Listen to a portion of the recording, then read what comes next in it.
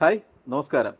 നമ്മളിന്ന് 7 ടൈം ചാനലിൻ്റെ truth of success, അതായത് ഓരോ മേഖലയിലും അവരുടെ കഴിവനുസരിച്ച് പ്രവർത്തിച്ച് അത് സക്സസ് ആക്കിയ ബ്രില്യൻ്റ് ആയിട്ടുള്ള ആൾക്കാരെ മീറ്റ് ചെയ്യുന്ന ഒരു പരിപാടിയാണിത്, ട്രൂത്ത് ഓഫ് സക്സസ്.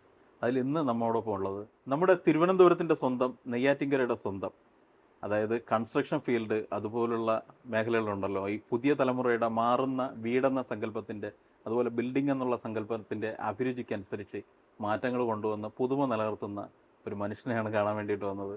നമ്മുടെ സഞ്ജു സുരേന്ദ്രൻ, അതായത് വാലൻ ഫോർഡ് എന്ന് പറഞ്ഞിട്ടുള്ള ഒരു സ്ഥാപനം തുടങ്ങി.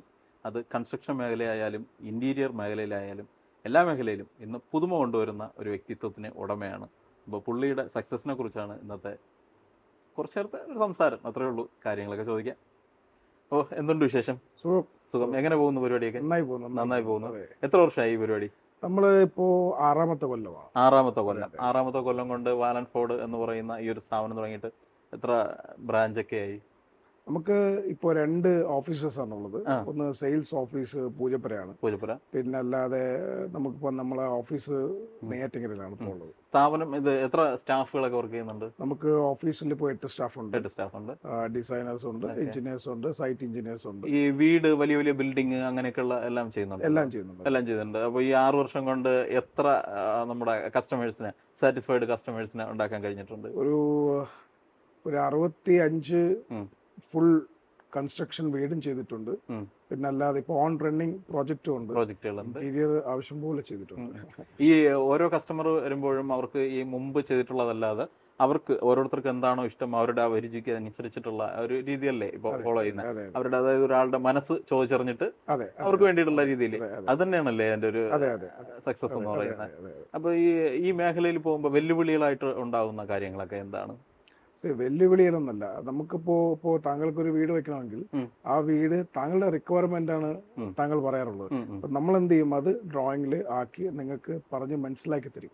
മനസ്സിലാക്കി തന്നു കഴിഞ്ഞാൽ നമ്മള് 2024 ആളിൽ നിൽക്കുന്നത്. അപ്പോൾ ആ സമയത്തുള്ള ട്രെൻഡ് നമ്മൾ ആ ഡ്രോയിങ്ങിൽ ഇംപ്ലിമെന്റ് ചെയ്യും.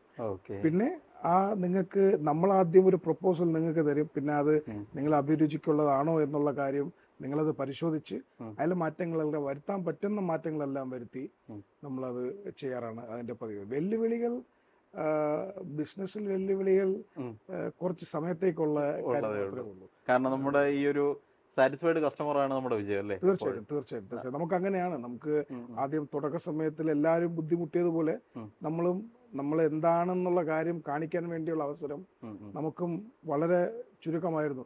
ഇതൊക്കെ കൺസ്ട്രക്ഷൻ എന്ന് പറയുമ്പോൾ ഒരു ഘടനയെ തന്നെ മുന്നിൽ നിർത്തി, അല്ലെങ്കിൽ സാമ്പത്തിക ഘടനയെ തന്നെ മുന്നിലോട്ട് കൊണ്ടുവരുന്ന സംഭവമാണ്. അപ്പോൾ ഒരാളുടെ പിന്നെ സമ്പാദ്യം അല്ലെങ്കിൽ ആളുടെ സ്വപ്നങ്ങൾ യാഥാർത്ഥ്യം ആക്കുക എന്നുള്ള ജോലിയാണ് നമുക്ക്.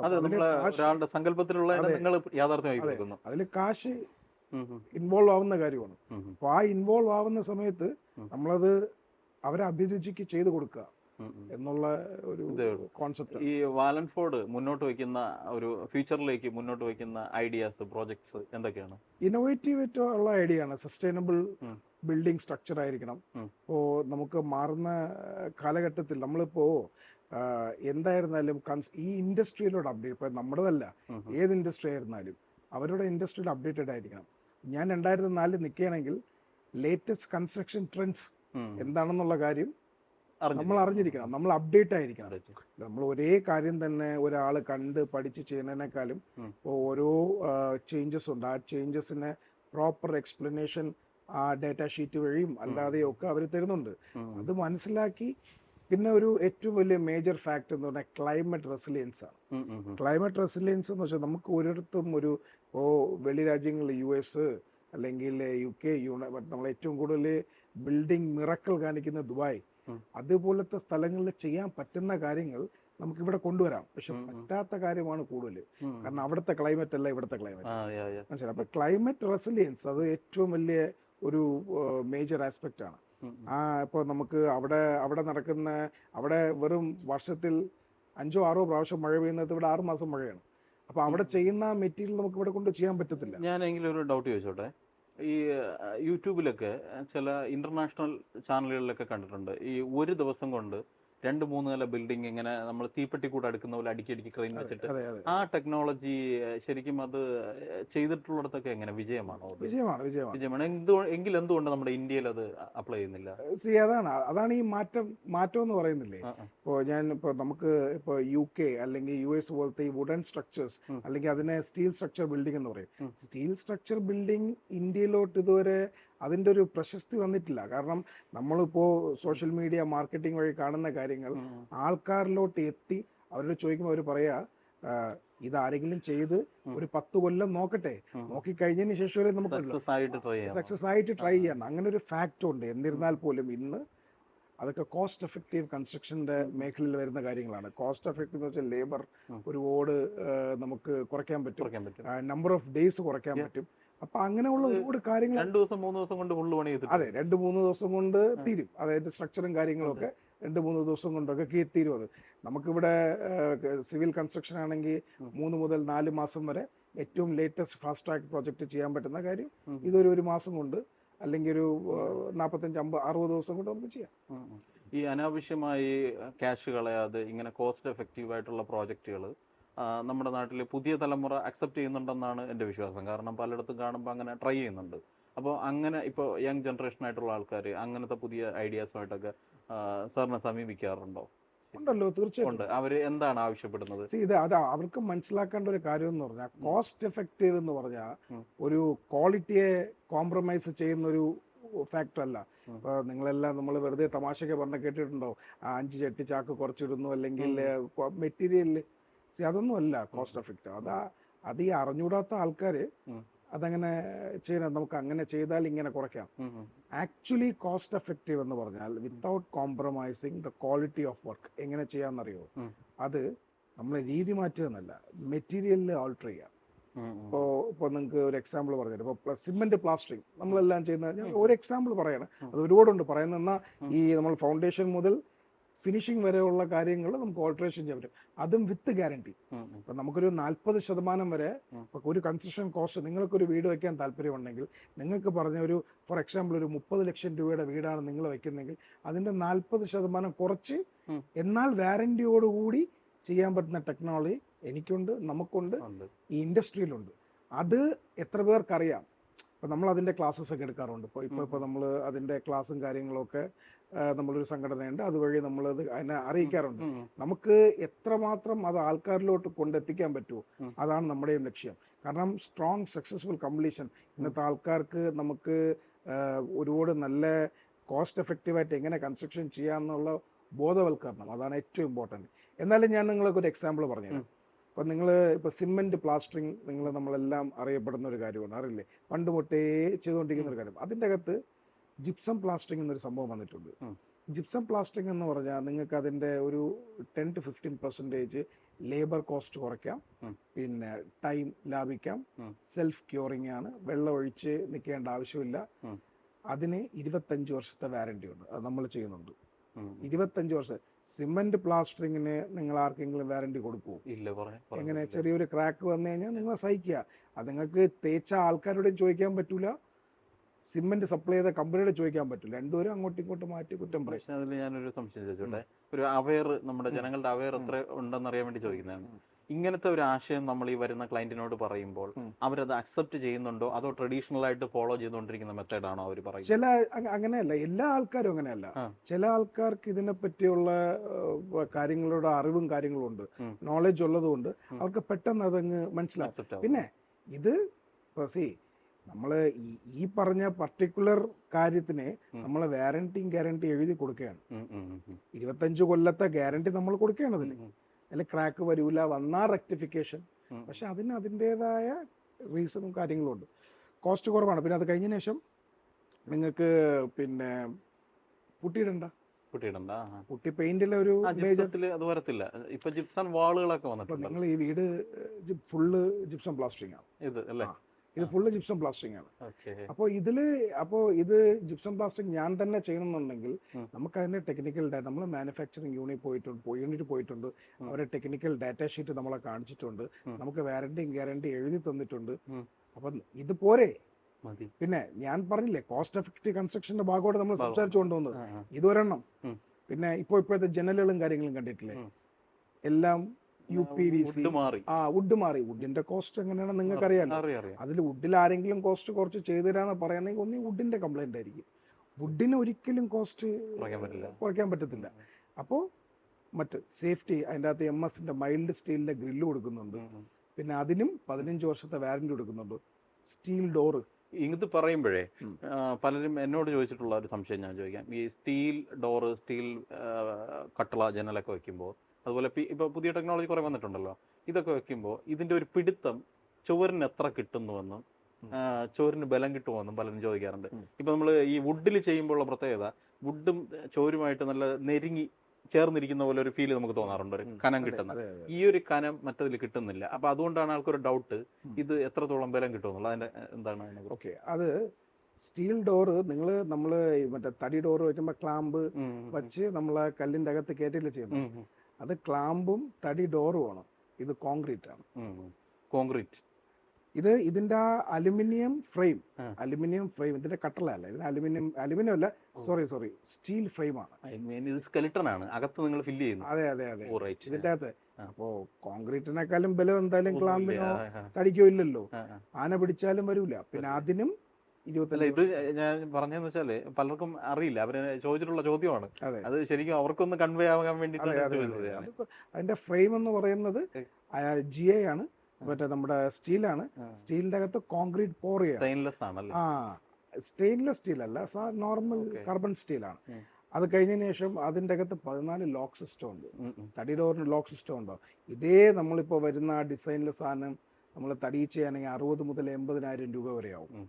പിന്നെ അതിൻ്റെതായ ബലവും വാറണ്ടി തടി ഡോറിന് നമ്മൾ വിശ്വാസമാണ്. തടിയൊന്നും ചെയ്യില്ല, ആ ഒരു കോൺഫിഡൻസ് നമുക്കുണ്ട്. പക്ഷെ തടിക്ക് നമ്മൾ എഴുതി തരുന്നുണ്ട്. അപ്പം നമ്മൾ ചെയ്യുന്ന കോസ്റ്റ് എഫക്റ്റ്, അല്ലെങ്കിൽ ഞാൻ ചെയ്യുന്ന കോസ്റ്റ് എഫക്റ്റീവ് എന്ന് വെച്ചാൽ ഓൾട്രേഷൻ ഓഫ് മെറ്റീരിയൽ. ആ ഓൾട്രേഷൻ ഇപ്പോൾ പൈസ കുറഞ്ഞ് ചെയ്യുന്നു, അപ്പോൾ അതിന് ഉറപ്പെന്താവും? അതിന് 25 കൊല്ലത്തെ സ്ട്രക്ചറൽ വാറണ്ടി. ഞാൻ ചാർട്ടേഡ് എഞ്ചിനീയർ ആണ്.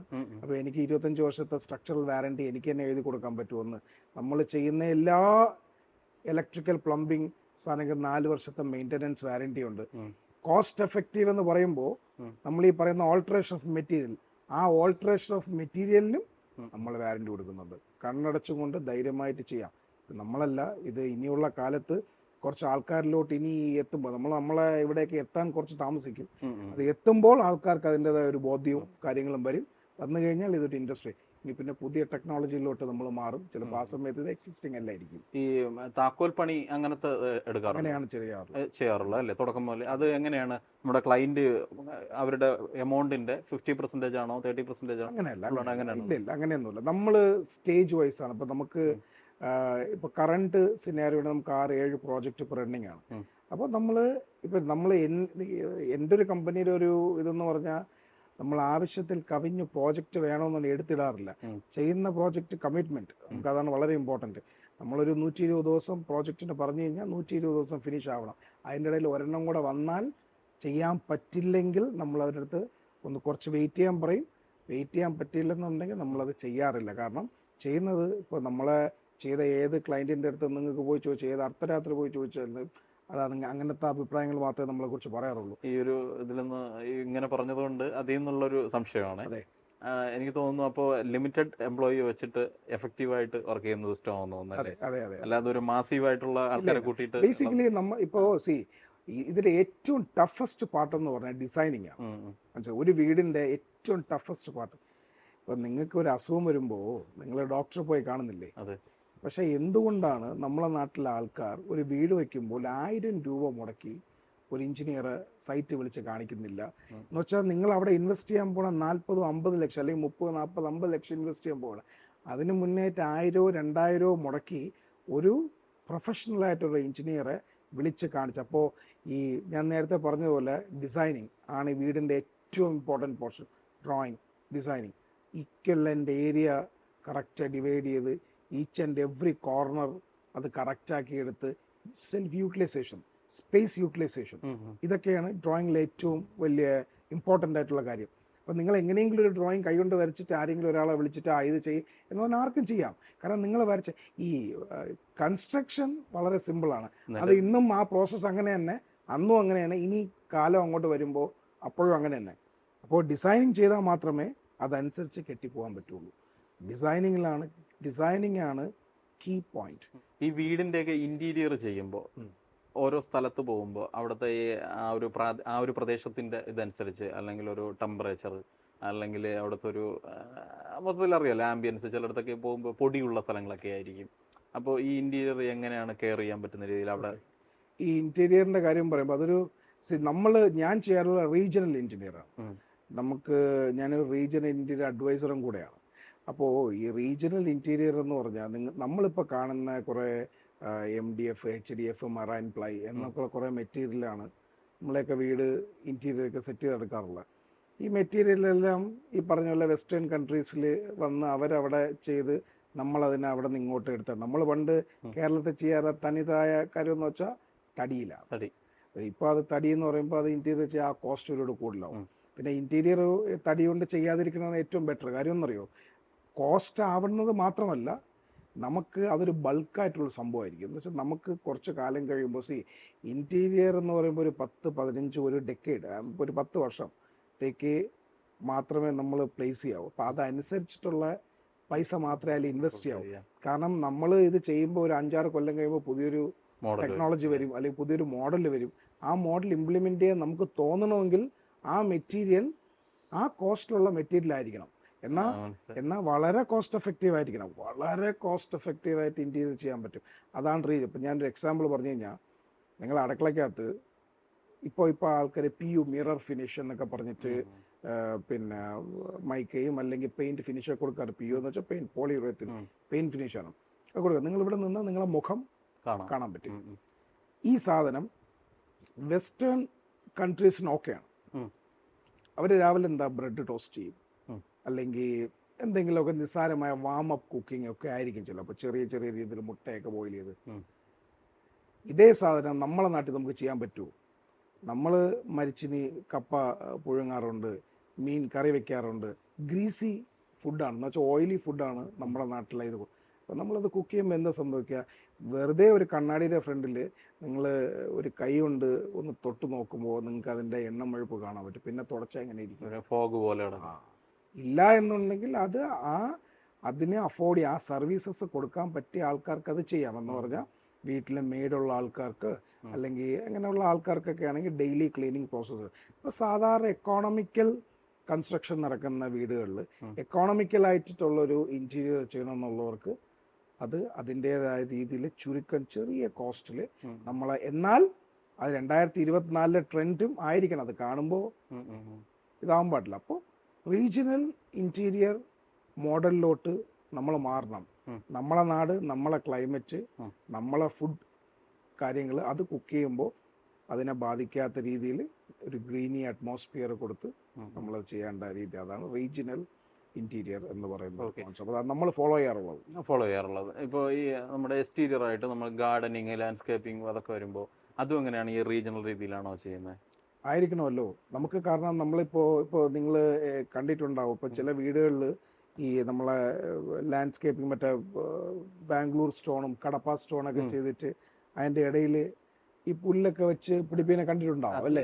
ആർട്ടിഫിഷ്യൽ അല്ലേ? അതാണ് ഞാൻ പറയാൻ വന്നത്. ഇത് ആർട്ടിഫിഷ്യൽ ആയിരുന്നാൽ പോലും നാളെ ഇപ്പോൾ എന്തെങ്കിലും ഒരു അഴുക്ക് അതിൻ്റെ ഇടയിൽ കയറിയാൽ, നമ്മളെ വീട്ടിൽ അല്ലെങ്കിൽ വണ്ടികൾ കയറാറുണ്ട്, മഴ കഴിഞ്ഞ് വന്ന് കയറാറുണ്ട്, ആ മണ്ണുകൾ അതിൻ്റെ അകത്ത് കയറിക്കഴിഞ്ഞാൽ എങ്ങനെ നിങ്ങളത് ക്ലീൻ ചെയ്യാം? ഒരു ആണി അടിച്ച്. അപ്പോൾ അതൊരു സ്റ്റേബിൾ ആയിട്ടുള്ളൊരു കോൺസെപ്റ്റ് അല്ല. അപ്പോൾ ഞാൻ അതാണ് പറഞ്ഞത്, ലാൻഡ്സ്കേപ്പിങ്ങും നമുക്ക് നമ്മളെ നാട്ടിലെ ആസ്പദമായ ഓരോ ടെക്നോളജീസ് ഉണ്ട്. അപ്പോൾ അത് ആവശ്യമുള്ളവർക്ക് നമ്മളെ കോൺടാക്ട് എൻ്റെ ഇപ്പോൾ ഞാൻ എവിടെയെങ്കിലും പോയി കഴിഞ്ഞാൽ ഞാനൊരു ബിസിനസ് മൈൻഡിൽ പോണ ആളല്ല.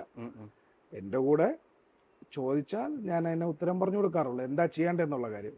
പിന്നെ നമുക്കത് ചെയ്യേണ്ട അവസരം ഉണ്ടെങ്കിൽ വളരെ സന്തോഷത്തോടെ ചെയ്യും.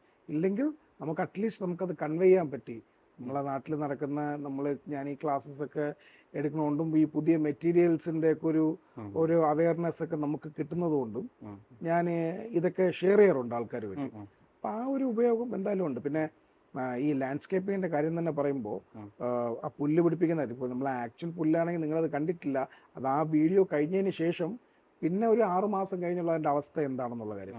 സി എപ്പോഴും കൺസ്ട്രക്ഷൻ ചെയ്യുമ്പോഴും, അല്ലെങ്കിൽ നിങ്ങൾ നേരത്തെ എൻ്റെ കൂടെ ചോദിച്ചത് ഒരു 3 പിന്നെ ആൾക്കാരുള്ള അച്ഛനും അമ്മയും മോനും ഉള്ള വീടുകളിൽ നിങ്ങൾ എങ്ങനെയാണ് ഇത് ചെയ്യാറുള്ളതെന്ന് ഞാൻ എപ്പോഴും പറയും. ഇത് എന്നെ പോലത്തെ കൺസ്ട്രക്ഷൻ അല്ലെങ്കിൽ ആ മേഖലയിൽ എഞ്ചിനീയറിംഗ് മേഖലയിൽ ചെയ്യുന്ന ആൾക്കാർ പറയാൻ പാടില്ല, അവർ ബിസിനസ് അവരെ തന്നെ തട്ടിക്കളയാണ്.